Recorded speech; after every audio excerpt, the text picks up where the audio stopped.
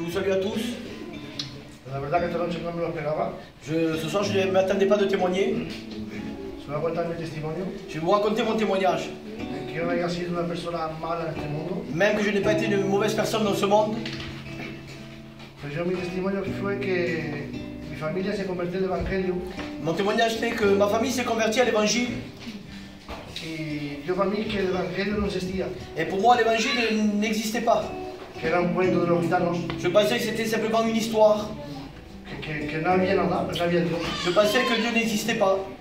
Y mis primos iban al culto. Et mes cousins allaient bien aux réunions. Y yo pues por la compañía. Et moi, pour les accompagner, pues iba también. Ben moi aussi j'allais. Y cuando salíamos me preguntaban. Et quand on sortait, on me demandait. Y yo hasta les mentía, les decía que sí. Et moi je les mentais, je disais que oui. Y en verdad, pues, si no estaba ni para escuchar. Mais en vérité, j'allais simplement pour être avec eux, mais j'écoutais même pas. Pero vi algo que me llamó la atención. Il y a quelque chose qui a attiré mon attention. No fue la predicación. Ce n'a pas été la prédication. Vi algo en ellos. J'avais vu quelque chose en eux. Que yo no tenía. Que moi je n'avais pas. Vi que no era humano. Je voyais quelque chose qui n'était pas humain. Y le pedí a Dios que se haga conocer en mi vida. Et je demandais à Dieu qu'il se révèle à ma vie. Y no había resultado. Et il n'y avait pas de résultat. Pasaron 2, 3 días. Il est passé quelques jours. Y Dios me habló en mi corazón. Et Dieu a parlé dans mon cœur. Diciéndome que me veía y que me sentía. En me disant qu'il me voyait et qu'il m'entendait. Y me preguntaba, ¿qué significa eso? Et je demandais que cela peut signifier. Me estaba diciendo que escuchaba mis oraciones. Il disait qu'il écoutait mes prières. Pero que veía que mi actitud no correspondía. Mais il voyait que mon attitude ne correspondait pas. Que quería una decisión mía. Et il voulait que je prenne une décision. Et dès que j'ai pris la décision, avec des jours plus hauts et des jours plus bas, mais je suis là. Gloire au Seigneur. Amen. Voilà. Je voudrais chanter ce soir. Amen. On peut les faire? Oui. Allez les frères, allez. J'ai envie de louer le Seigneur. Amen. Gloire à Dieu. Amen. Je suis heureux d'être là. Heureux de vous voir. Heureux de voir que nous sommes ce soir si nombreux à venir écouter la parole de Dieu. Gloire à Dieu. Ici, je veux remercier Frère Michel que j'ai invité qui est venu. Merci beaucoup d'être venu. Gloire à Dieu. Et il m'a dit je viendrai, il est venu. Gloire à Dieu, que Dieu le bénisse. Gloire au Seigneur. Amen. Amen. Allez les frères, on va chanter le chant. Allez, tu chantes.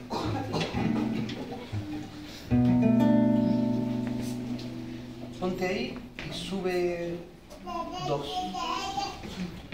Gloire au Seigneur. Amen.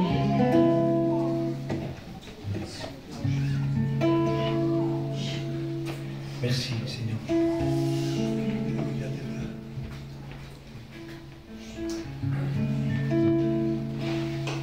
Je crois que ce soir au milieu de nous, il y a plusieurs catégories de besoins. Il y a des personnes qui viennent écouter l'évangile, gloire au Seigneur.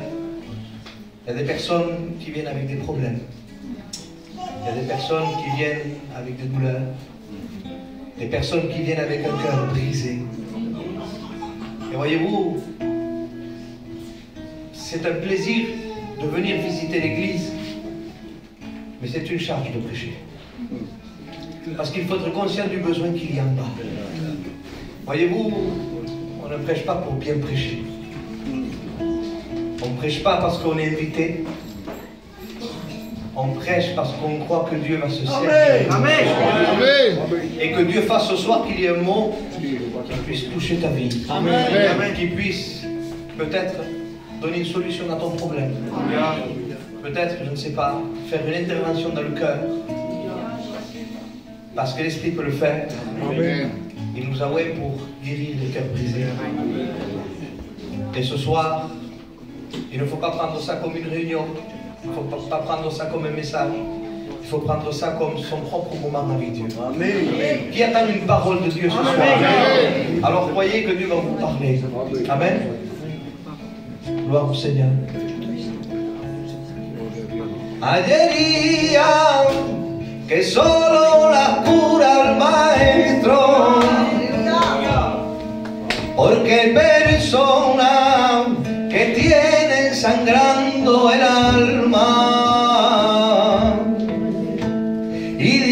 dicen que han perdido la esperanza. Hay matrimonios que a poco se están rompiendo, porque entre ellos se ha perdido la confianza y han dejado que el enemigo entre en su casa.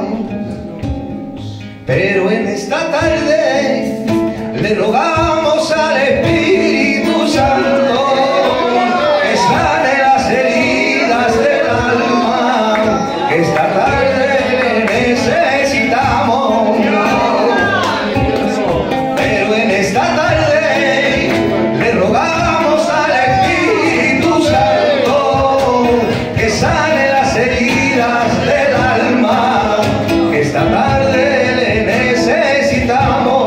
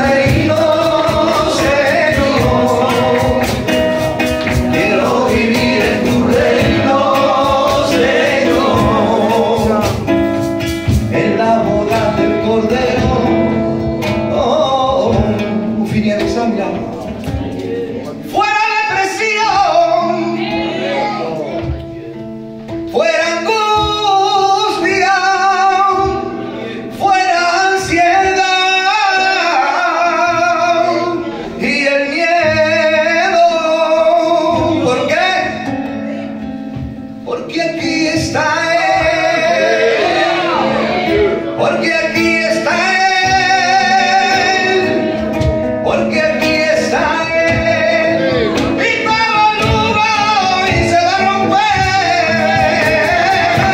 porque aquí está Él, ay, porque aquí está Él, ay, porque aquí está Él, y todo nube hoy se va a romper, porque cuando Él está, la luz vence la tiniebla. Ay, porque cuando Él está, el diablo se asujeta. Porque cuando Él está, la luz vence la tiniebla. Porque cuando Él está,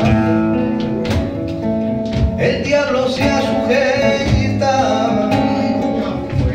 Si tuviese la espada con la que yo vencía gigantes y problemas ante ti desparecían, luchaba por su fuerza, la fuerza no era mía, solo nombrar su nombre mis enemigos corrían.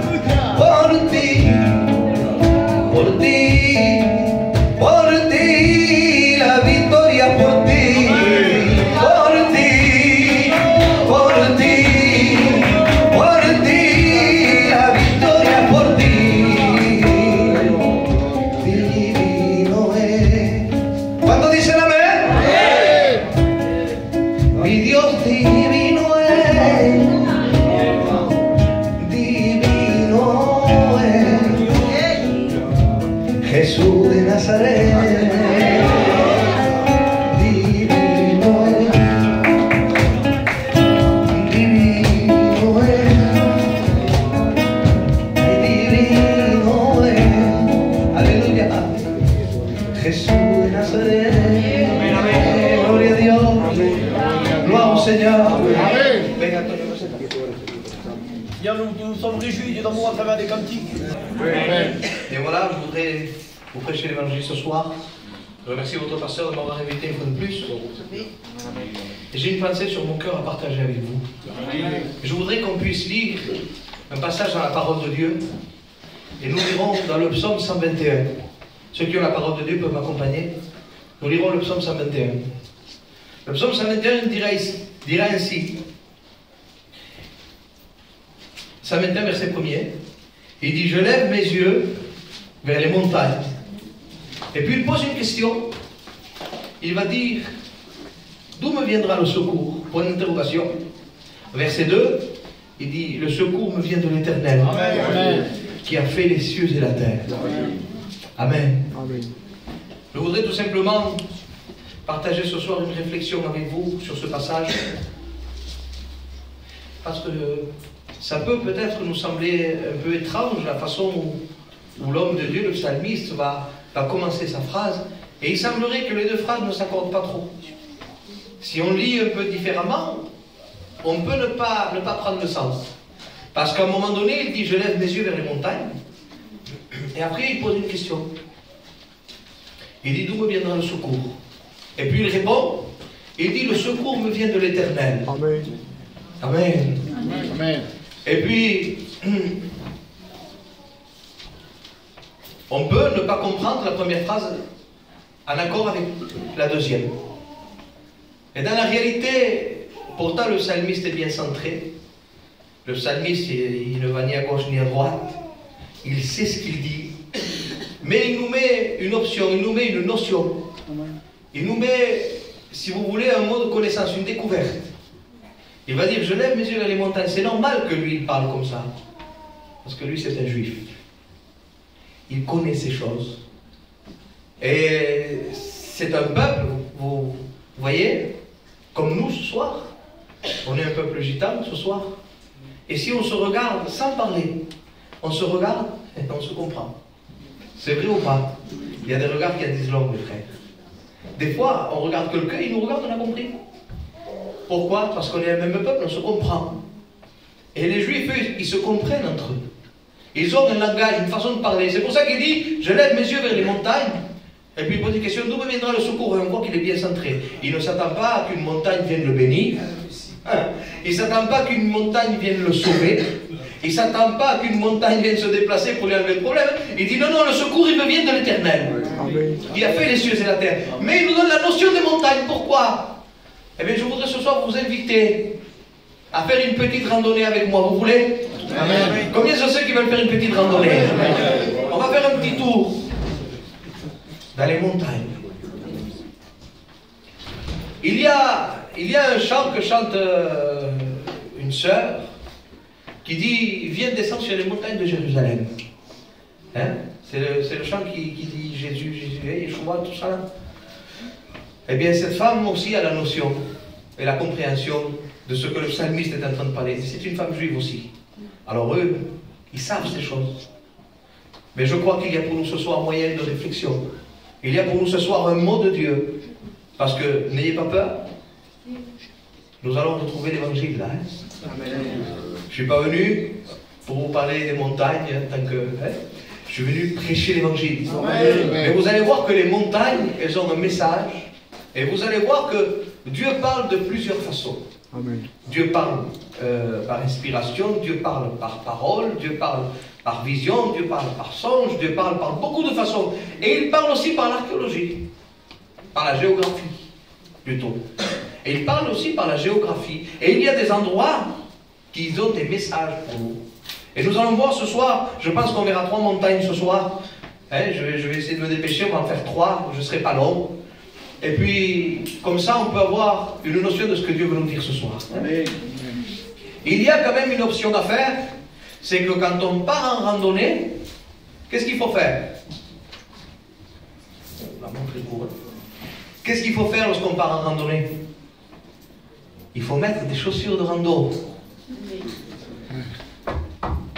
Parce que si on ne met pas de chaussures de rando, on va se faire mal. On va se faire mal aux pieds. Et qu'est-ce que c'est les chaussures de rando? C'est le zèle. Mes amis, il faut du zèle pour gravir les montagnes. Il faut du zèle pour marcher dans la vie de Dieu. C'est pas toujours facile. Mais ne vous inquiétez pas. Parce que le zèle, il provient de l'évangile. Et c'est l'évangile qui produit le zèle.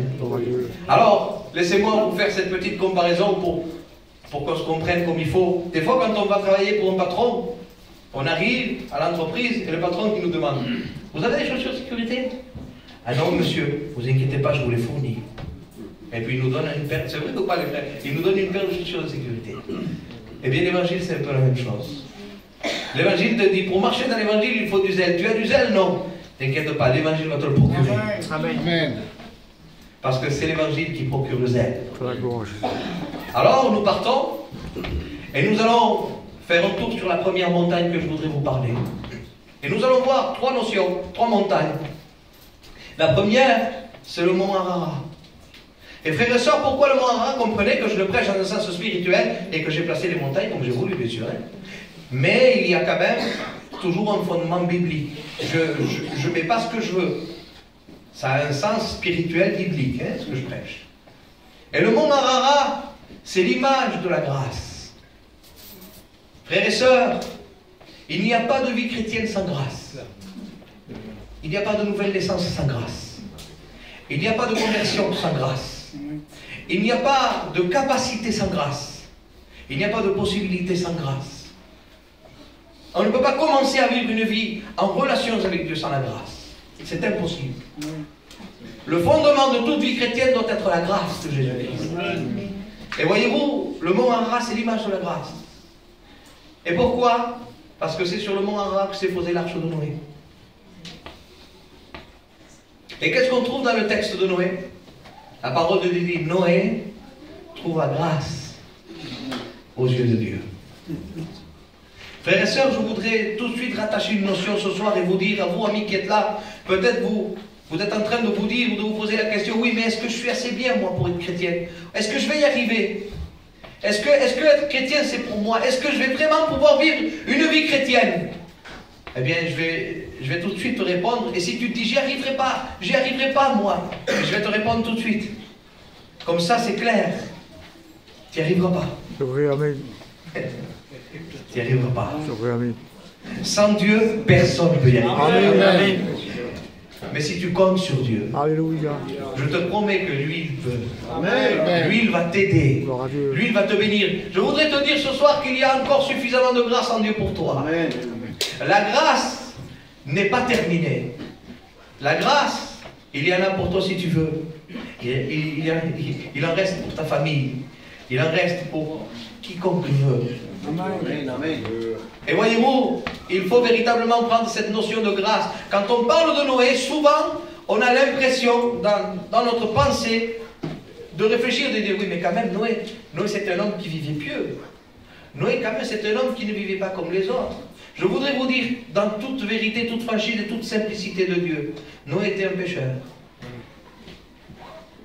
Parce qu'ici, il n'est pas question de piété. Parce que la piété ne nous mène pas au ciel.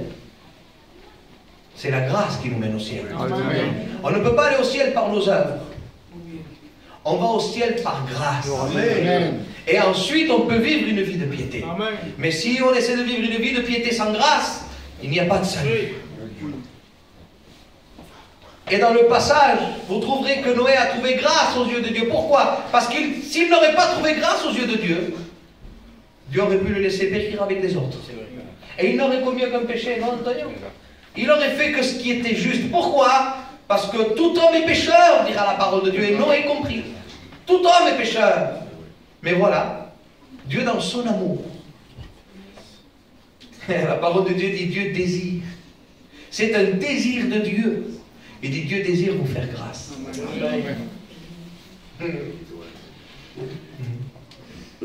La grâce est à ta portée. Et je voudrais te dire que si tu ne rentres pas par la grâce, tu ne rentres pas. Et ce qui est bien dans la grâce, c'est que ça enlève, si vous voulez, tout mérite. La grâce, elle nous dépouille de l'orgueil.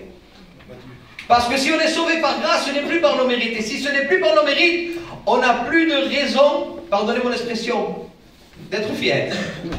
On n'a plus de raison de crâner. Parce qu'on sait qu'on n'est pas sauvé parce qu'on est bon. On sait qu'on n'est pas sauvé parce qu'on est meilleur que son prochain. On sait qu'on n'est pas sauvé parce qu'on est celui qui prie le plus. On sait qu'on est sauvé par grâce. Amen. Et ça, eh bien, ça nous fait demeurer dans un état d'humilité. Ça nous fait comprendre qu'on n'est pas mieux que les autres. Ça nous fait comprendre qu'il y a eu un cadeau qui nous a été donné. Et nous, on l'a accepté, tout simplement. Et c'est pour ça qu'on ira au ciel. Pardonnez-moi, on ne va pas au ciel parce qu'on est gentil. Excusez-moi si ça vous choque, mais c'est la vérité de Dieu. Et je préfère vous choquer que vous vous perdiez. Parce qu'on ne veut pas que les gens se perdent. Alors on préfère peut-être des fois choquer un petit peu, ou peut-être que les gens disent, ce pasteur, je l'aime pas trop. Vu comme il prêche, oui, mais je prêche comme ça parce que je t'aime. Je prêche comme ça parce que je ne veux pas que tu ailles en enfer. La vérité, c'est ça. Je suis venu ici ce soir prêcher, pourquoi? Pour éviter aux gens qui ne connaissent pas Dieu de finir en enfer. C'est ça la vérité de l'évangile. Et je voudrais te dire ce soir qu'il y aura des gens très gentils en enfer. Il y aura des gens moins gentils au ciel. Peut-être. Hein? Pourquoi? Parce qu'un a accepté la grâce et l'autre l'a refusé. Un a accepté le Christ et l'autre il l'a refusé. Ce n'est pas le fait d'être le plus gentil du monde pour être sauvé. C'est le fait d'accepter le cadeau de Dieu. Amen. Si tu acceptes le Fils, qui est la grâce, alors tu seras sauvé. Amen. Et remarquez que ce cadeau, il l'a fait à tous les hommes. À tous. Ne dis pas, moi je ne suis pas bien pour l'évangile, moi je suis ci, moi je n'arriverai pas, moi je ne changerai pas, moi je serai ci, moi je serai là. Fais une expérience. Laisse tes idées de côté. Amen. Tu sais, je vais prêcher pendant peut-être une demi-heure.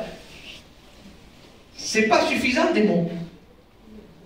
Je prêche afin de t'ouvrir les yeux, la parole de Dieu dira. Il va dire, voici je t'ai choisi du milieu de ce peuple afin que tu leur ouvres les yeux. Afin qu'ils puissent passer des ténèbres à la lumière. Amen. Alors moi je vais essayer, avec l'action du Saint-Esprit, de t'ouvrir les yeux. Amen. Mais après c'est à toi à faire ton expérience. Alléluia. Je ne peux pas la faire pour toi. Et tout ce que je peux te dire, ça sera court. Ça sera très court si tu ne fais pas l'expérience. Parce que la grâce, elle s'expérimente dans une véritable expérience. Et c'est là où on découvre les 5 points qui vont agir dans notre vie. Je ne les dirai pas, allez, quelques-uns. La justice. C'est un fruit qui va grandir en nous, ça, quand on est né de nouveau. La justice, la vérité, l'amour, l'espérance et le don du Saint-Esprit. Mais je les ai dit, voilà. Et ça, c'est quand quelqu'un est né de nouveau. Et il faut que tu expérimentes cela à tout prix. Ne passe pas à côté du salut. T'en supplie, ne passe pas à côté du salut. Et ce soir, tous nos efforts, c'est pour que les gens puissent trouver le salut. Amen. Enfin, de les orienter vers le Christ, le Sauveur, vers la grâce. Et voilà, rapidement, une image de la grâce de Dieu. Et puis nous allons aller maintenant sur la deuxième montagne. Et la deuxième montagne, c'est le mont Horeb. Et qu'est-ce que le mont Horeb? C'est simple. Le mont Horeb, la parole de Dieu dira que Moïse passait au pied du mont avec ses brebis. Il les amenait manger. Et puis la parole de Dieu dit qu'il a été interpellé. C'est ce que disait le frère et ce que disait Antonio. C'est exactement ça. Il a été interpellé. Il a vu un buisson. Rien de spécial. Il était en feu. Jusque-là, rien de spécial. Parce que les frères, nous on est du sud ici, pas vrai? On sait que les feux se déclenchent tout seuls. Quand il fait chaud, il y a des feux partout. Imaginez sur le mont Horeb, c'est un désert. Et un feu peut se déclencher tout seul, il n'y a pas de problème. Mais il y avait un problème sur ce feu-là, sur ce buisson-là. C'est que Moïse va regarder et il est très instruit, très intelligent, il connaît la physique, lui. Il sait que la Milando et le buisson-là, il ne se consume pas. Alors il est en feu, mais il ne se consume pas. Alors Moïse, qui est très intelligent, il va dire, là, il y a un souci. Ça, c'est pas un feu comme les autres. C'est pas un buisson comme les autres, celui-là. Alors la parole de Dieu dit qu'il fit un détour. On a prêché souvent comme ça. Chacun prêche comme Dieu lui donne de prêcher. Hein? On a souvent prêché comme ça. Arrête de faire des détours pour venir à l'évangile. Je voudrais prêcher différemment ce soir. Je voudrais te dire que si tu vois le buisson, si tu vois ce feu, qu'il y a quelque chose qui n'est pas normal, quelque chose de surnaturel, s'il te plaît, fais le détour. Amen. La parole de Dieu va dire que Moïse fit le détour. Et lorsqu'il fit le détour, Dieu l'appela. Si tu as besoin de faire un détour, fais-le. Si tu as besoin de venir à l'église, viens. Si tu as besoin d'aller voir le pasteur chez lui, va le voir. Mais s'il te plaît, si tu vois cette attirance que Dieu met, ce quelque chose de surnaturel, et pourtant qui se manifeste dans le naturel. Un buisson, c'est naturel, un feu, c'est naturel, mais il y a quelque chose de surnaturel. L'action est surnaturelle. Le feu ne consume pas le buisson. Et je voudrais te dire maintenant, si tu vois, regardez, la parole de Dieu dit que nos cœurs sont comme des buissons, c'est vrai ou pas?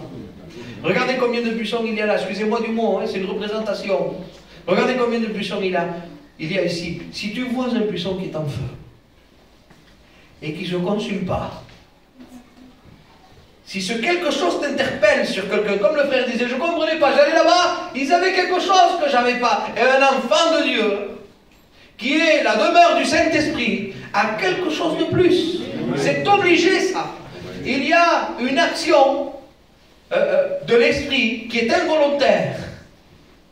Il y a l'action volontaire du Saint-Esprit et de nous-mêmes par rapport au témoignage. Ça veut dire qu'on s'efforce de témoigner, on s'efforce de parler, on s'efforce de prêcher, on essaie de vivre dans la sainteté, mais il y a aussi une action involontaire, mes frères. Et cette action involontaire-là, c'est cette lumière qui brille.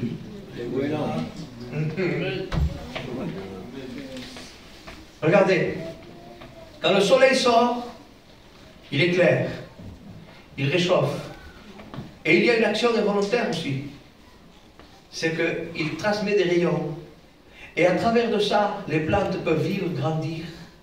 Il permet la vie.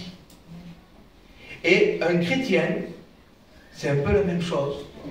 Il doit avoir un effet volontaire, mais il doit y avoir aussi à l'intérieur, dans sa vie, un effet involontaire qui est le sujet de sa vie avec Dieu. Et ça émane de lui même s'il ne veut pas. C'est pour ça que Paul dira, vous êtes des lettres écrites, et dit, même si vous ne parlez pas, même si vous ne prêchez pas, vous prêchez. Vous parlez. Vous donnez un témoignage, un message. Celui qui vous voit un homme de Dieu. Celui qui vous voit une femme de Dieu. Permettez-moi cette expression ce soir. Pas besoin d'être un serviteur de Dieu pour être un homme de Dieu. Pas besoin. Si tu es né de Dieu, tu peux être un homme de Dieu. Amen. Si tu es né de Dieu, tu peux être une femme de Dieu. Là, il n'y a pas de titre. Là, il y a une véritable expérience avec Dieu. Une relation, une sanctification qui fera que les autres verront en toi quelque chose de plus. Alors, mon ami qui est là, si peut-être tu vois ça, si peut-être tu es attiré par ça, s'il te plaît, fais ton effort. Moïse fit un détour et Dieu lui parla. Et je crois de tout mon cœur que si tu fais ton effort, Dieu va te parler. Voyez-vous, il faut faire ses efforts. Il faut faire son action, son premier pas. Et tu verras que Dieu te parlera. Que Dieu te parlera. Voyez-vous, la parole de Dieu dit que Dieu est un feu dévorant. C'est vrai ou pas, les frères? Antonio, mon frère. La parole de Dieu dit que Dieu est un feu dévorant. Mais regardez, c'est quand même incroyable. Même s'il est un feu dévorant, là, il ne dévore pas le buisson. N'aie pas peur de Dieu. Dieu est un feu dévorant, c'est vrai. Mais il ne te dévorera pas. À toi, il ne te fera rien. Il ne te fera pas de mal. Au contraire, il va te sauver. Amen. Alors oui, il est un feu, c'est vrai. Mais il ne faut pas rester avec la notion de que Dieu est un Dieu qui est un feu qu'on ne peut pas s'y approcher, alors que Dieu nous invite. Si on se repent, Dieu nous invite. Et vous verrez que ce feu ne vous consumera pas. Au contraire, il va vous embraser. Amen. Mais il ne vous consumera pas. Alors c'est là où est-ce qu'on peut voir l'action du surnaturel dans un naturel. Parce que l'Église de Dieu, elle est composée de deux choses. La vie naturelle et l'Esprit de Dieu qui est surnaturel. Et il y a là les deux côtés de l'Église. Les deux côtés d'une personne qui connaît Dieu. Et je t'invite ce soir à faire ton expérience. Je voudrais qu'on voit rapidement la troisième montagne. Et je finirai avec celle-là. La troisième montagne qu'on va visiter, c'est le mont Garizim et le mont Ebal. Voyez-vous, pourquoi? Je vous ai sauté les définitions et tout ce qu'il y a. Hein. C'est... Voilà. Le mont Garizim et le mont Ebal, au début, c'était une seule montagne. Avec le temps, elle s'est divisée en deux. Il y a une vallée qui s'est créée au milieu. Et c'est à peu près par là qu'on retrouve aussi la ville de Sichem. Et voyez-vous, il y a là une montagne qui est ouverte. D'un côté, il y a le Garizim, et de l'autre côté, il y a les Bals. Vous voyez, ils sont comme ça. On ne peut pas faire autrement. Et il y a là une notion merveilleuse, parce que si la première, c'est la grâce, si la deuxième, c'est l'attirance, le moyen que Dieu fait pour que tu puisses venir à lui, c'est-à-dire la mort du Christ, la résurrection du Christ, la prédication et l'Église, voilà comment Dieu attire les hommes. Et la parole de Dieu dira, Jésus lui-même dira, je dis ça parce que c'est important quand même de le dire, et Jésus dira, lorsque je serai entre ciel et terre, il va dire, j'attirerai tous les hommes à moi. Amen. Tous. Tout le monde est invité là. Amen. Et puis le Garizim, il y a une note très importante, parce que c'est là où Dieu va parler à Josué lorsqu'ils vont rentrer dans la terre promise. Et il va lui dire, tu prendras le peuple, et tu le feras monter sur le Garizim. Et sur le Garizim, tu prononceras les bénédictions. Bizarre, hein? Le Garizim, c'est le symbole de la bénédiction. Bénédiction pour celui qui me suit. Je vous le dis à ma façon, mais vous pouvez le lire, hein? C'est biblique. C'est le monde des bénédictions. Il va appeler le peuple et il va lui expliquer que si le peuple écoute la voix de Dieu, si le peuple marche dans les lois de Dieu, il sera béni. Bénédiction pour celui qui me suit. Bénédiction pour celui qui m'écoute. Bénédiction pour celui qui marche avec moi. Jusque-là, merveilleux, parfait. Et il descend le peuple, et Dieu ne s'arrête pas là. Parce que c'est un Dieu juste que nous avons. Amen. C'est un Dieu bon. Et il ne peut pas prêcher qu'un côté. Il ne peut pas promettre qu'un côté. Il doit être vrai. Amen. Et il va dire, Josué, maintenant prends le peuple et fais-le monter sur le mont Ebal. Et sur le mont Ebal, prononce des malédictions. Et oui. Malédiction pour celui qui ne me suit pas. Malédiction pour celui qui ne m'accepte pas. Malédiction pour celui qui ne m'écoute pas, qui ne suit pas ma voix. Et je voudrais de suite calmer les consciences, parce que je sais qu'il y a des questions qui se lèvent quand on écoute la parole de Dieu. Ça m'arrive à moi aussi. Je voudrais de suite poser la thèse. Alors, est-ce que Dieu maudit alors? Pasteur, Dieu maudit. C'est pas que Dieu maudisse. C'est qu'il faut comprendre l'état de la personne. Une personne qui est sans Dieu, une personne qui n'a pas fait la paix avec Dieu, elle est déjà sous la malédiction. Parce qu'elle est déjà sous son péché. C'est pour ça que Paul va dire, il va dire, l'Esprit de Christ, il dit, m'a libéré, il dit, de la malédiction de la loi. Alléluia. Parce qu'il y a une malédiction pour celui qui ne s'est pas donné à Dieu. Et je vais expliquer le mot malédiction parce que je ne veux pas que ça soit mal compris. D'accord? Qu'est-ce que la malédiction selon la parole de Dieu? Parce que c'est une expression biblique.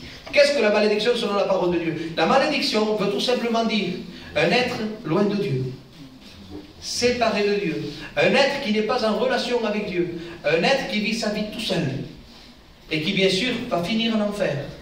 Voilà ce que c'est être sous la malédiction. Maintenant, voyons le revers. Être sous la bénédiction, qu'est-ce que ça veut dire? Ah ben, être sous la bénédiction, ça veut dire que tout va aller bien pour toi, tu ne seras jamais malade, il n'y aura jamais de problème, tout va aller très bien pour toi si tu marches avec Dieu, ça sera le paradis sur terre. Frères et sœurs, la bénédiction, c'est pas exactement ça. La bénédiction, qu'est-ce que c'est? La bénédiction, c'est quelqu'un qui est en communion avec Dieu. Quelqu'un que son péché a été pardonné. Quelqu'un qui marche en pleine vie avec Dieu. C'est ça la bénédiction. Et puis qui va se prolonger jusque dans la vie éternelle. Mais tu peux être béni et malade. C'est vrai, amen. Pardonnez-moi l'expression, je vous demande pardon. Je parle à ma façon. Je suis un pauvre gitan qui ne sait pas beaucoup parler. Tu peux être béni et fauché. Pas dessous. Tu peux être béni et avoir des problèmes jusque-là. Malade, sans argent, problème de famille, des êtres chers qui partent, des douleurs dans le cœur. Pasteur, et tu me dis que je suis béni? Attends, tu es sauvé? Amen. Tu as la foi dans le cœur? Tu as l'Esprit de Dieu avec toi? Tu as la communion de cet esprit? Tu es béni, mon frère. Amen. Tu es béni. Parce que tout ça, c'est temporaire. Tout ça, ça va finir. Mais ce que tu as dans le cœur, c'est éternel. Amen. La relation avec Dieu ne finit jamais. Elle commence simplement ici. Et puis elle prend, j'allais dire, son accomplissement total dans le ciel. Et qu'est-ce que c'est Garizim alors? Pasteur, tu nous parles de la bénédiction, tu nous parles de la malédiction, tu nous parles de deux montagnes. Qu'est-ce que c'est Garizim? Garizim, c'est le choix. Parce que le peuple était soumis au choix là. Si tu acceptes Garizim, tu seras béni. Si tu acceptes Baal, tu seras sous la malédiction. Alors, Garizim, c'est le choix. Et Baal, c'est le choix. Il faut choisir maintenant. Et c'est pour ça qu'il faut que j'arrive obligatoirement à la troisième montagne, sinon tout ce que j'ai commencé, ça ne sert pas à grand chose. Parce que Dieu veut t'amener à faire un choix ce soir. Dieu veut t'amener là. S'il n'y a pas de choix, il n'y a pas de salut. Que ce soit clair. La personne qui n'a pas fait le choix de vivre avec Dieu, d'accepter Dieu, de donner sa vie à Dieu, cette personne-là est perdue. La personne qui a fait le choix, et qui a fait le bon choix, je voudrais dire, cette personne-là sera sauvée. Amen. Et maintenant, je voudrais ouvrir tout simplement une parenthèse sur les choix, pour qu'on puisse comprendre un petit peu mieux, à notre façon à nous de parler. Vous voulez bien? Amen. Regardez, il y a des choix plus importants que d'autres. Il y a le choix de s'acheter une voiture, par exemple. Si elle marche bien, merveilleux. Si elle ne fonctionne pas trop bien, on peut la réparer, on peut la vendre pour pièces, on peut la mettre à la casse. On peut faire beaucoup de choses. On peut s'en acheter une autre. C'est pas très grave, on va dire. Et il y a d'autres choix qui sont plus importants déjà. Il y a des choix qui nous attachent sur terre, comme le choix de se marier. C'est déjà plus important. Se marier, c'est pas acheter une voiture. C'est une décision qui nous attache. C'est beaucoup plus important déjà. Mais même si cette décision est importante et elle t'attache, le jour de ta mort, elle restera sur terre, cette décision. Tu ne l'emportes pas avec toi. Tu es marié, bon, c'est bien. Le jour que tu vas mourir, dans le ciel, tu n'es plus marié. Elle reste ici, la décision. Mais je voudrais vous parler du grand choix. Il y a un choix qui est plus important. C'est un choix que tu ne peux pas laisser sur terre. C'est un choix qui va te suivre jusqu'après la mort.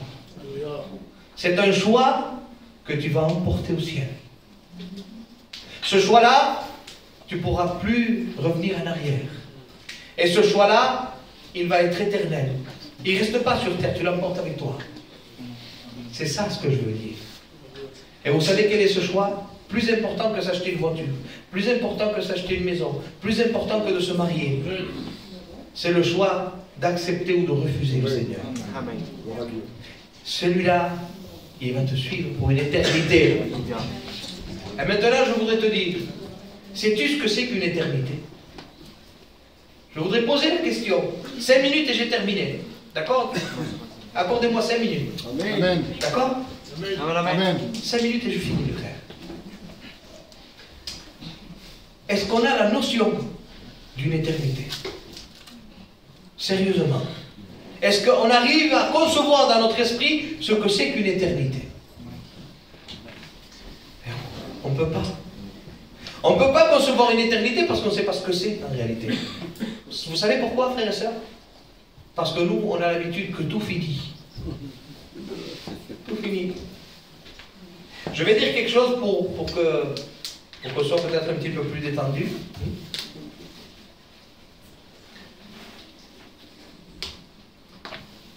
Je suis un petit peu feignant. C'est vrai.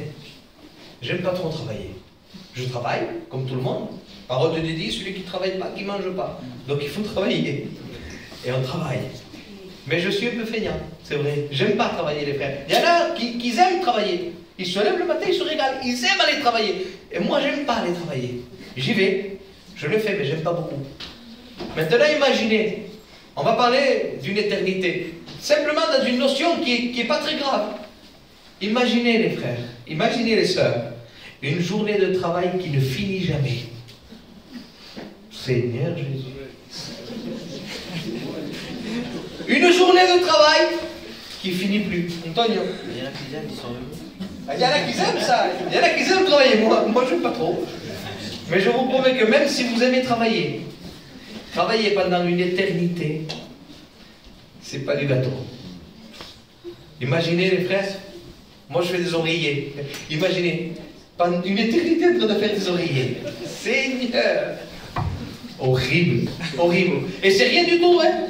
C'est juste travailler. Pourquoi je dis ça?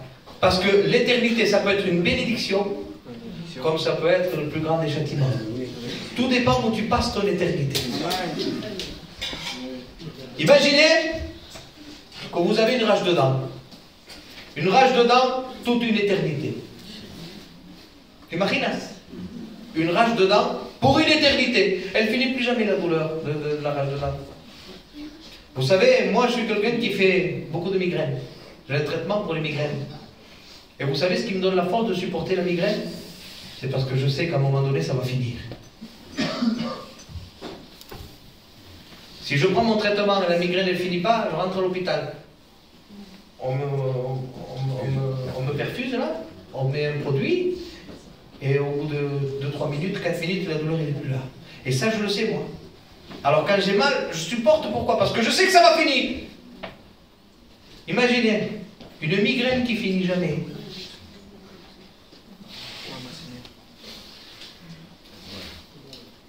Pourquoi est-ce que je vous dis ça, les frères? Parce qu'il faut être sincère.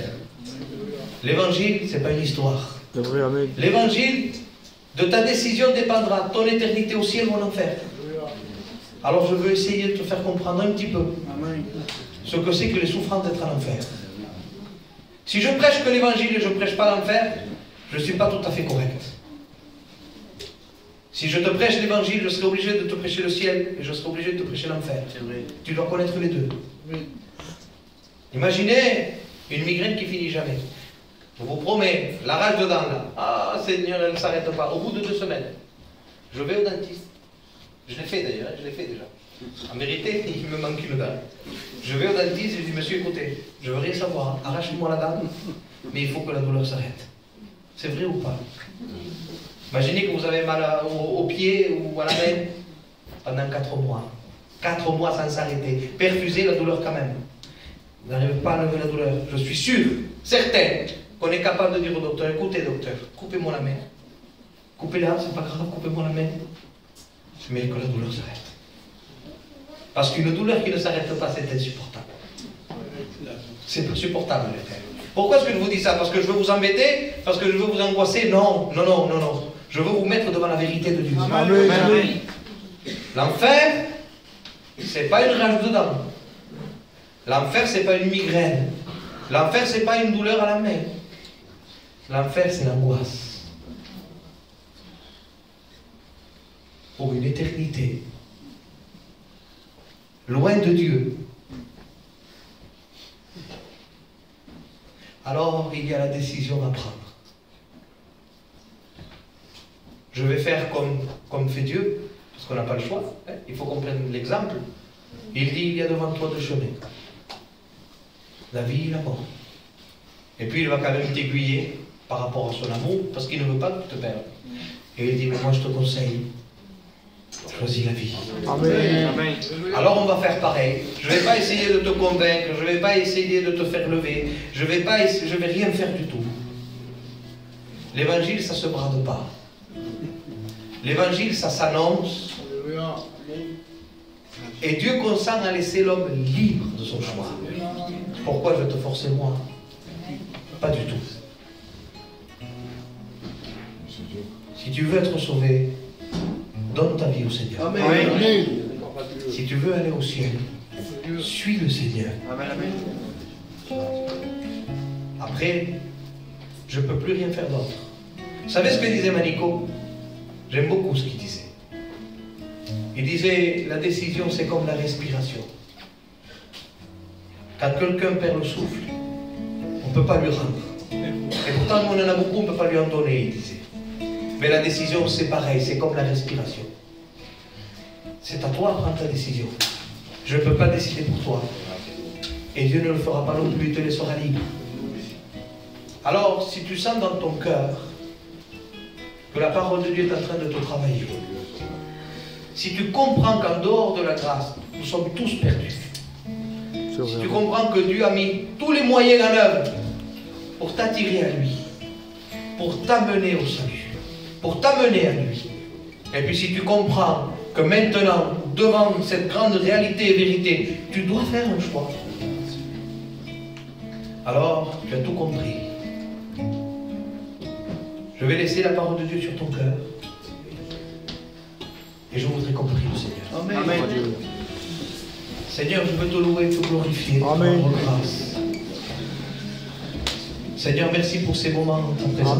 Amen. Amen. Seigneur, merci pour toutes ces personnes qui ont écouté, Seigneur, ta parole. Merci pour toutes ces personnes, Seigneur, qui ont été attentives à ton message. Seigneur, merci pour l'action de ton esprit. Amen. Qui est à l'œuvre.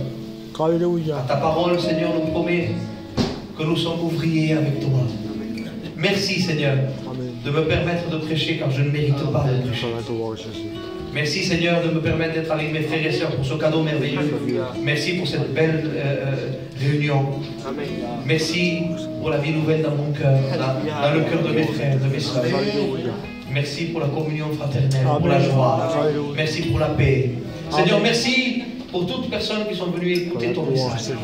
Seigneur, s'il y a des personnes qui encore n'ont pas pris leur décision, Seigneur, Seigneur, crée les circonstances dans leur vie. Amen. Afin qu'ils puissent se rendre compte, Amen. qu'ils puissent ouvrir les yeux et qu'ils puissent voir que tu es le Dieu véritable, le Dieu merveilleux, le Dieu sauveur, le Dieu Seigneur. S'il te plaît, dans le nom de ton Fils Jésus-Christ. Amen. Amen. Amen. Que Dieu vous bénisse, frères et sœurs.